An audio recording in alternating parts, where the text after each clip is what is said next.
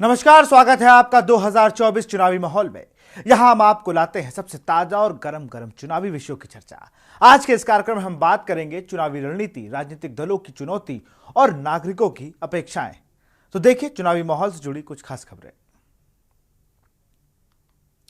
और सबसे बड़ी पहले बात करेंगे, बागियों ने बिगाड़ा खेल।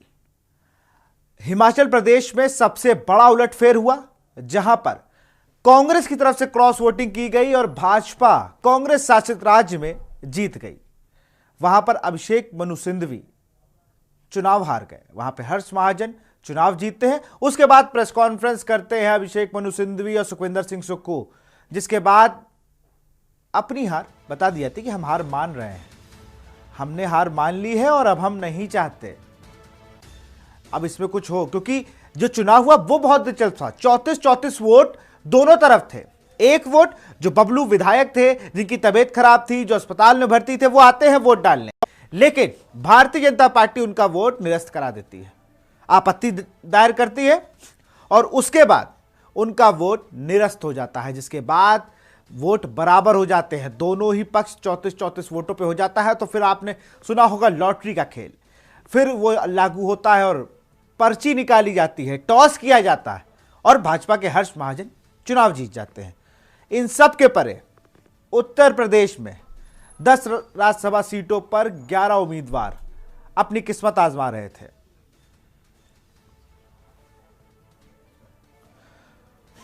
समाजवादी पार्टी की तरफ से वो खेला हुआ जिसकी उम्मीद अखिलेश यादव समेत पूरी समाजवादी पार्टी को नहीं थी। अखिलेश यादव की तरफ से मुख्य सचेतक दल के नेता जो बनाए गए थे, मुख्य नेता मनोज पांडे, वो ना तो कल रात में वहां पहुंचे अखिलेश द्वारा बुलाई गई डिनर पार्टी में, और आज सुबह उन्होंने वोटिंग से पहले मुख्य नेता सचेतक दल से इस्तीफा दे दिया। उसके बाद एंट्री होती है यूपी के परिवहन मंत्री दयाशंकर सिंह की।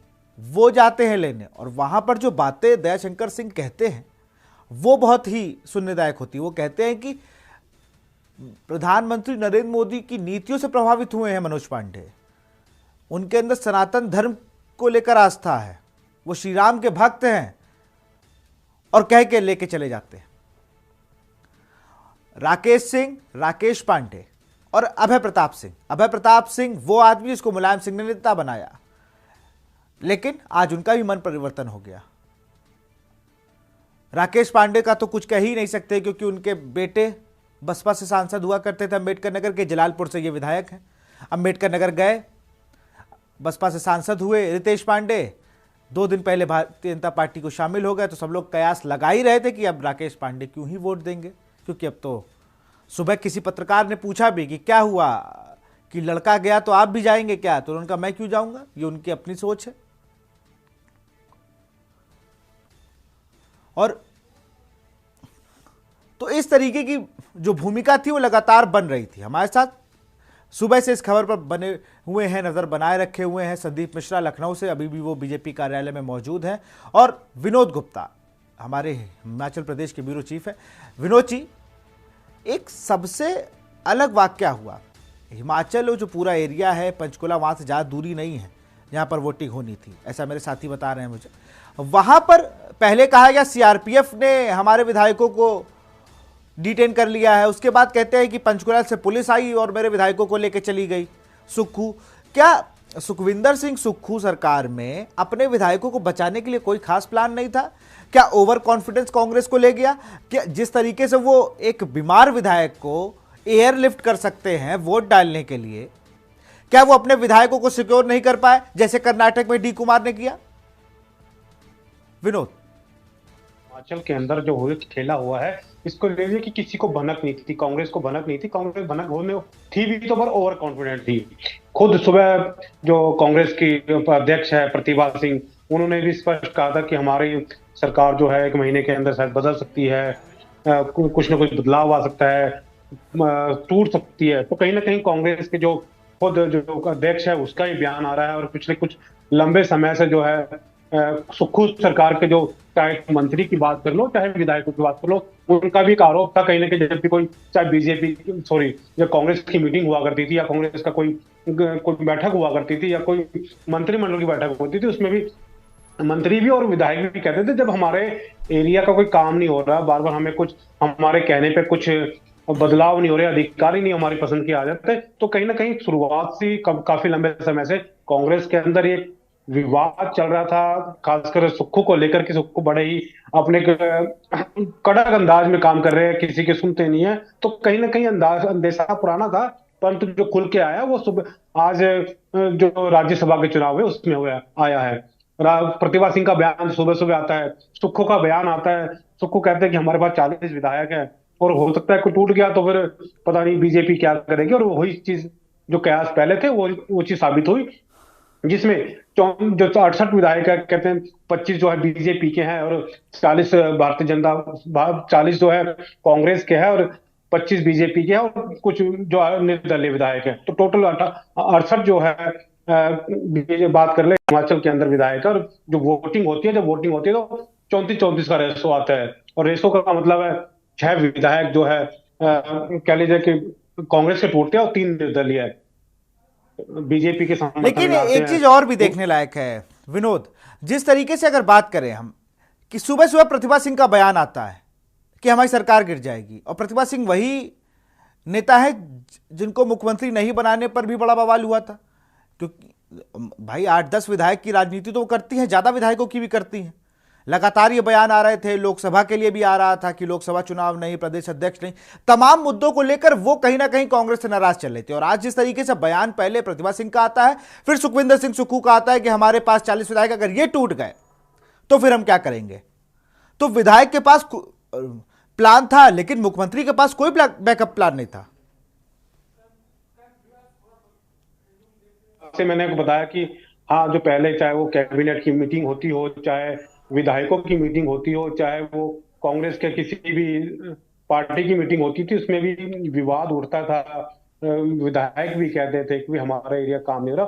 शुरू से ये चीजें चल रही थी, परंतु किसी ने, या कह लीजिए हाईकमान ने कि इनकी तरफ ध्यान नहीं दिया, किसी ने ध्यान नहीं दिया, उन्होंने सोचा चलो राज्यसभा के चुनाव है, कोई पीछे नहीं हटेगा, रात डिनर पार्टी होती है, मनु सिंह भी सारे विधायक होते हैं, सुबह नाश्ता होता है, सारे विधायक होते हैं, परंतु किसके मन में क्या चल रहा था किसी को नहीं बिल्कुल, पता था। यहां पर डिनर काम नहीं आया। एक और राज्य है जहां पर डिनर काम नहीं आया, मुख्य विपक्षी दल समाजवादी पार्टी। कल डिनर पर सारे विधायकों को बुलाया जाता है और कोई भी विधायक वहां पर, जो 8 विधायक आज है, वो नहीं पहुंचते हैं। संदीप मिश्रा हमारे साथ लगातार बने हुए हैं बीजेपी कार्यालय। संदीप, संजय सेठ एक वो व्यक्ति जिसको समाजवादी पार्टी राज्यसभा भेजती है, फिर वो भारतीय जनता पार्टी में आते हैं, फिर यहां से भी राज्यसभा जाते हैं, और उनके आने के बाद से ही अखिलेश ने अपने दूतों को भेजना शुरू कर दिया था। नरेश उत्तम पटेल राजा भैया से मिलते हैं जाकर, लगातार निर्दलीय लोग जो विधायक हैं उनसे समर्थन मांग रहे हैं, अपने विधायकों पर ध्यान नहीं दिया। मुख्य सचेतक दल के नेता मनोज पांडे का जाना एक बहुत बड़ा सेटबैक है समाजवादी पार्टी के लिए। संदीप,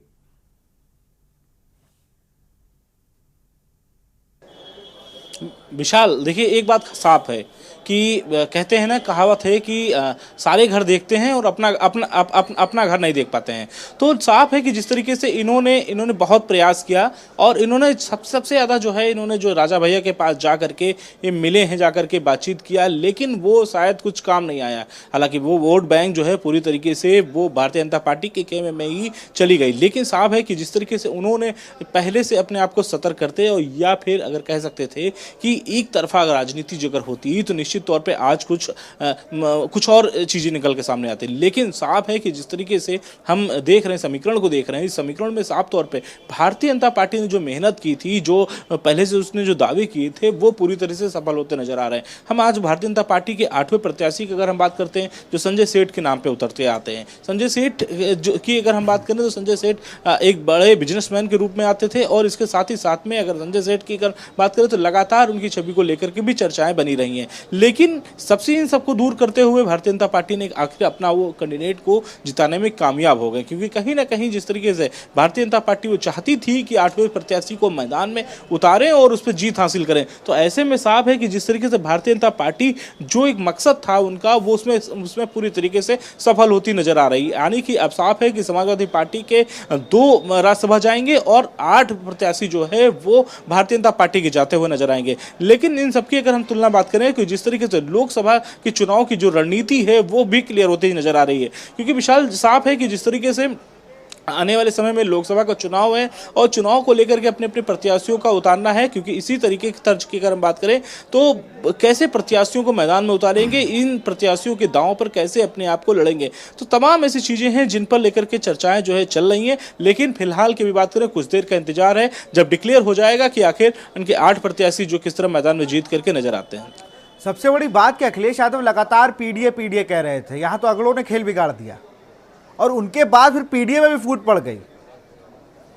यहां पर अगर बात करें जिस तरीके से पीडीए की बात चल रही थी ना, पल्लवी पटेल पीडीए पे नाराज, रेवती रमन सिंह नाराज, ऐसे तमाम, स्वामी प्रसाद मौर्य ने कहा ये अपने मिशन से भटक गए हैं, तो सारे नेता तो छोड़ के चले गए इनको और फिर घूम फिर के वही लोग। आपने एक लोकसभा टिकट किसी ऐसे व्यक्ति को दे देते, आपने इलाहाबाद की सीट को छोड़ दिया तो रेवती रमन सिंह जो संस्थापक सदस्य हैं वो बुरा मान गए। उन्होंने कहा 1984 से आज तक नहीं जीती कांग्रेस यहाँ पे, और ये सीट आपने कांग्रेस के खाते में दे दी है। जब एमएलसी बनाने की बात आती है तो पल्लवी पटेल कहती हैं क्या कृष्णा पटेल मेरी माता जी में क्या और इसी बीच बड़ी खबर, संदीप और विनोद जी आप दोनों लोग को रोकना चाहूंगा, बड़ी खबर यह है कि 8 सीटों पर जो अब तक कह रहे थे, संदीप ने जो अपडेट बताया था वो अब सच भी हो गया कि 8 सीटों पर जीत आ गई है। अब बीजेपी कार्यालय पे आप जश्न से खुद ही समझ जाएंगे संदीप, वहां पे लोगों से बात करिए कि 8वां जो अप्रत्याशित रूप से जिता दिया गया 8वां प्रत्याशी, इसको लेकर कार्यकर्ताओं का कैसा जोश है और क्या कहना चाहेंगे? देखिए विशाल, बिल्कुल निश्चित तौर पे जिस तरीके से भारतीय जनता पार्टी की अगर हम बात करते हैं तो भारतीय जनता पार्टी में जिस तरीके से यहाँ पर भीड़ है वो बढ़ती चली जा रही है, क्योंकि जिस तरीके से भारतीय जनता पार्टी में अगर हम यहाँ पर 8वें प्रत्याशी की अगर बात करते हैं तो 8वें प्रत्याशी पे जिस तरीके से दांव खेला जा रहा था भारतीय जनता पार्टी पे, और भारतीय जनता पार्टी वो अपने 8वें प्रत्याशी को जिताने को लेकर के आगे बढ़ रही थी, तो लेकिन अब चेहरे साफ हो चुके हैं और वो चेहरे साफ हो चुके हैं। 8वां प्रत्याशी आपने जीता जीत लिया आपने कैसा लग रहा है? बहुत अच्छा, बहुत अच्छा। तो बिल्कुल 8वें प्रत्याशी के लिए जिस तरीके से एक असमंजस बना हुआ था, कैसा लग रहा है? लग रहा है रिजल्ट आ गया? बिल्कुल रिजल्ट आ गया, 8 प्रत्याशी भारी बहुमत से जीते हैं। ये योगी जी का चमत्कार है और योगी जी की सरकार का चमत्कार है। दांव काम आ गया सर जी, दांव काम आया आपका? दांव क्या? आपने पहले ही सुन लिया था कि 8वां प्रत्याशी जीतेगा, शायद इसीलिए आपने उतारा था। नहीं, 8वां प्रत्याशी तो जीतना ही था, क्योंकि पूरे प्रदेश में भाजपा की लहर है और दूसरी बात मोदी जी और योगी जी के ऊपर लोगों का भरोसा है। दूसरे दलों के लोगों ने भी अपनी अंतरात्मा की आवाज़ पे कमल खिलाया है। इसके परिणाम अभी 8 से 80 पे जाएंगे। उत्तर प्रदेश में 80 कमल खिलने जा रहे हैं। पूरे देश में होली का माहौल है। हम सब मथुरा वृंदावन से चौधरी तेजवीर सिंह जी के साथ आए हुए हैं और सारे मथुरा वृंदावन में पूरा उत्साह है इस समय। तेजवीर जी हमारे बीच में आ रहे हैं अभी बहुत जल्द। हम सब लोग कल से यहाँ पे उनका इंतज़ार कर रहे हैं। निश्चित ही संगठन ने जिनको भी प्रत्याशी बनाया वो सभी लोग बहुत ही सरल हैं, जनता से जुड़े हैं। इसीलिए अन्य दलों के लोगों ने भी अपनी अंतरात्मा की आवाज़ पर भरोसा करते हुए भाजपा में आस्था प्रकट की है। सर, किसी को अंदाजा नहीं था कि ये आप लोग जीत के हासिल करेंगे? नहीं, अंदाजा 100% विश्वास था। अंदाजा नहीं था, 100% विश्वास था कि हमारे 8 प्रत्याशी जीतेंगे, क्योंकि जिस प्रकार से भाजपा ने प्रदेश में विकास कार्य किए हैं उससे सभी जनता और कहें तो विपक्ष में रहने वाले नेता भी काफ़ी खुश थे। तभी तो उन्होंने भाजपा का साथ और उनके 8 प्रत्याशियों को जिताने का काम किया। बिल्कुल विशाल, जिस तरीके से हम अगर बात कर रहे हैं बीजेपी ऑफिस की बात कर रहे हैं तो लोग आना शुरू कर दिए हैं और पूरी कहेंगे कि जिस तरीके से यहाँ पर जो है जश्न मना रहे हैं लोग, जो है यहाँ पर खड़े हुए हैं, क्योंकि जिस तरीके से एक उम्मीद थी और एक ये था 8वां प्रत्याशी आपका विजयी रहा। जी जी, बहुत ही खुशी की बात है। माननीय मुख्यमंत्री जी के नेतृत्व में ये विकास की जीत है, ये सत्य की जीत है और बहुत ही खुशी है। हम सभी समस्त महिला मोर्चा की ओर से और समस्त पदाधिकारियों सभी कार्यकर्ताओं की वजह से उनको बहुत बहुत हार्दिक बधाई है और ये हमारा सम्मान है। समाजवादी पार्टी से 4-5 को अब ले आए। जी, समाजवादी पार्टी से 4-5 विधायक तोड़ लाए आप। जी जी, आप देखिए ये सत्य के साथ है, आज नहीं तो कल को सत्य की जीत होती है और जब जागे तब सवेरा। तो ठीक है, उनकी आंखें अभी खुली हुई हैं, वो भ्रमित हो गए थे कहीं ना कहीं, अब सही राह पे वो आ गए हैं। इसके लिए सही राह पे आने के लिए उनको भी बधाई है और आगे सत्य के साथ वो हमेशा खड़े रहें, इतनी मैं शुभकामनाएं उनको देती हूँ। बिल्कुल, जिस तरीके से भारतीय जनता पार्टी कार्यालय में ये जो नज़ारे हैं, वो तस्वीरें हैं, वो बिल्कुल ही बेहद अनोखी, क्योंकि जिस तरीके से भारतीय जनता पार्टी में जो आज अब जश्न है वो क्लियर हो चुके हैं, लेकिन अब से कुछ ही देर के बाद जो है यहाँ भारतीय जनता पार्टी कार्यालय पर जो है वो यहाँ पर जो है आते रहेंगे। एक बार सर जोर से हो जाए, जीत हासिल हुई है। देखिए, ये भारतीय जनता पार्टी के सिद्धांतों की जीत है, भारतीय जनता पार्टी के नेतृत्व की कार्यकर्ताओं की जीत है, ये भारतीय जनता पार्टी के गरीब कल्याण की जीत है, ये भारतीय जनता पार्टी की महिला कल्याण की जीत है, ये भारतीय जनता पार्टी के किसान कल्याण की जीत है, ये भारतीय जनता पार्टी के लाभार्थियों के लिए बनाई जा रही योजनाओं की जीत है, ये भारतीय जनता पार्टी के नीयत की जीत है, ये भारतीय जनता पार्टी इस देश को समग्र विकास की ओर ले जा रही है। भारतीय जनता पार्टी देश को पुनः विश्वगुरु बनाने के लिए प्रयास कर रही है। आदरणीय मोदी जी तिल तिल करके गल के अपने देश की और देशवासियों की जो चिंता कर रहे हैं, ये उसकी जीत है। भारतीय जनता पार्टी जो गांव जा रही है, घर घर जा रही है, आयुष्मान कार्ड बनवा रही है, उसकी जीत है। ये भारतीय जनता पार्टी की विकसित भारत संकल्प यात्रा की जीत है।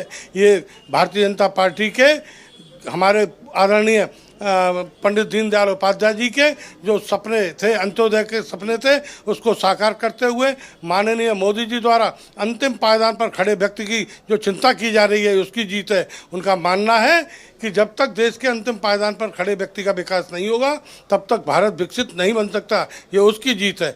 तो ये गरीब कल्याण की जीत है, किसान कल्याण की जीत है, महिला कल्याण की जीत है, युवा कल्याण की जीत है, ये खेलो इंडिया की जीत है, समग्र भारत की जीत है। भारत में इस समय भारतीय जनता पार्टी की प्रचंड बयार चल रही है। यहाँ का कार्यकर्ता दिनों दिन लगा हुआ है। आदरणीय मोदी जी के नेतृत्व में, आदरणीय योगी जी के नेतृत्व में जो योजनाएं चल रही हैं, कल्याणकारी योजनाएं चल रही हैं, उसकी जीत है और 370 हटाने की जीत है। ये हमारे भगवान पुरुषोत्तम मर्यादा पुरुषोत्तम श्री राम के भव्य निर्माण मंदिर की जीत है। तो इस तरह से भारत में पूरे में भारतीय जनता पार्टी की प्रचंड बयार चल रही है, उसका आनंद ले रहे हैं। आज आपने देखा हमारे 8 प्रत्याशी जीत चुके हैं। उन सबको उम्मीद पहले से थी जी, पहले से उम्मीद, तभी 8वां प्रत्याशी उतारा गया जी। लग रहा था कि पूरा तोड़ लाएंगे वहां से। नहीं, तोड़ कहाँ से लाएंगे, हमारे थे वो तो सपा वाले। देखिए, ऐसा है कि ये तोड़ा ताड़ी का काम करते हैं दूसरे लोग। हम तो एक आदर्श प्रस्तुत कर रहे हैं, जोड़ने का। उस आदर्श में चलते हुए भारतीय जनता पार्टी के नीतियों से, रीतियों से, नेतृत्व से प्रभावित होकर जो भी लोग हमारे साथ दे रहे हैं, जो भी हमारे साथ आ रहे हैं, उनका स्वागत है। और पूरा देश इस समय समझ चुका है कि भारतीय जनता पार्टी ही है, एक ऐसी पार्टी है जो देश को ऊपर ले जा सकती है, विकास की ओर ले जा सकती है, विकासशील से विकसित देश बना सकती है, विकास और विरासत की दोनों की बात साथ कर सकती है। केवल और केवल भारतीय जनता पार्टी है। इससे प्रभावित होकर सब लोग इस तरह जोश के साथ दिखा दीजिए, बोले भारत माता की, भारत माता की, भारतीय जनता पार्टी। तो ये जोश है फिलहाल यहाँ पर उत्साह है, क्योंकि जिस तरीके से भारतीय जनता पार्टी संदीप आंकड़े आ गए हैं। आलोक रंजन 32 साल प्रशासनिक सेवाओं में रहे, उनको मात्र 19 वोट मिले हैं। रही हो, जिसके बाद जो है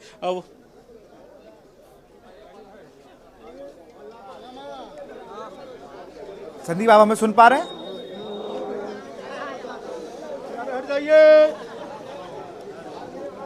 विशाल, आप तक हमारी आवाज आ रही संदीप?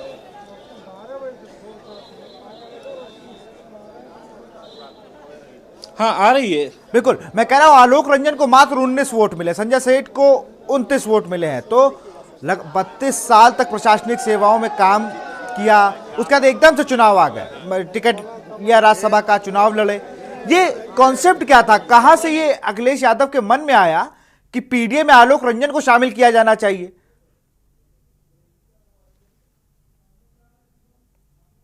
संदीप, देखिए बिल्कुल विशाल, जिस तरीके से आज भारतीय जनता पार्टी ने जीत हासिल की है, अगर हम बात कर रहे हैं कि 19 वोटें जो हैं वो आलोक रंजन को मिली हैं, तो इससे बहुत चीजें अब क्लियर होती हैं। यानी कि फिलहाल की अगर हम जश्न की बात करें तो मुख्यमंत्री योगी आदित्यनाथ भी यहाँ आने की उम्मीद है और इसको लेकर के लगातार जो है वो जो अपने यहाँ पे पहुंचेंगे। इसके साथ ही साथ में जो यहाँ पे जो बैरिकेडिंग है वो लगाई जा रही है और इसके साथ ही साथ यहाँ पर पुलिस की भी पूरी व्यवस्था कर दी गई है। यानी कि साफ है कि जिस तरीके से यहाँ पर उत्तर प्रदेश के मुख्यमंत्री योगी आदित्यनाथ भी यहाँ पे अब से कुछ ही देर के बाद जो है पहुंचते हुए नजर आएंगे, क्योंकि जिस तरीके से आज जो है 8वीं जीत हासिल हुई है, तो ऐसे माना जा रहा है कि इस बैरिकेडिंग के माध्यम से इसको उसके साथ साथ सुरक्षा के माध्यम से पूरी सड़कों को साफ कर दिया गया है, अतिरिक्त फोर्स लगा दिया गया है, रस्सियां लगा दी गई हैं कि जिससे कि कोई भी कार्यकर्ता बीच में ना आए और एक जश्न का जो माहौल है वो देखने को मिल रहा है। साफ तौर पे